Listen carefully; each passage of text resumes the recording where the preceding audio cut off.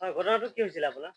ঘটনাটো কালি ৰাতি 10টা বজাত মানে হৈছে দিনৰ বিয়া 10টা বজাত। ৰাতি ৰাতি রাতে 10টা বজাত বিয়ার ফাংশন আছিলে তাত গেছে যাওয়ার পরে তারপরে গিয়েছে এখন আর খবর নাই তারপরে হীরাবস্তি মানে পাওয়া গেছে রাতে 12টার সময় এখন পাইছে এই মানুষটা আবার পাইয়া ফসাইছে আই পেলাই কিন্তু হে আনতে পারছে না না নিয়ে ফোন করছে কিন্তু বেলেগ মানুষের ফোন না উঠাইয়া এরপরে যে করছে সকালে গিয়া খবর করেছে সকালে গিয়া তার বাড়িতে গেছে গিয়া চাইছি বা ডাইনবাবু সারাদিন থেকে খবর করিয়া কোনোবাই মিলাইতে পারিয়া না মানুহজন আর ধরা নাই।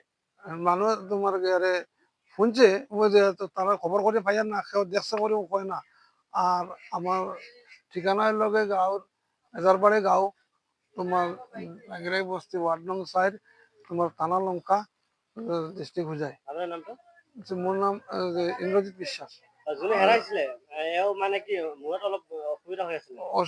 অসুবিধা তা আছে কি তা কথা কইলে কথা বুঝে কিন্তু ফোনে কইতে পারে না আর তার যে ব্রেনও গন্ডগোল যেটা আছে তারা যদি কও বলে যে তোর বাড়ি হইতে কইব হৌ আর যদি ঘরের গুতপুতি করবো যে করবো ওগুলা অসুবিধা করে মানে কিবা এওক সুধিলে মানে খং কৰে।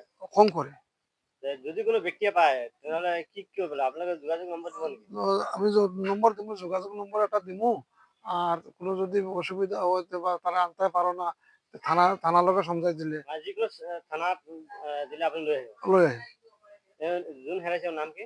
চন্দ্রজিৎ বিশ্বাস বয়স কিমান হ'ব? 40 38 এরকম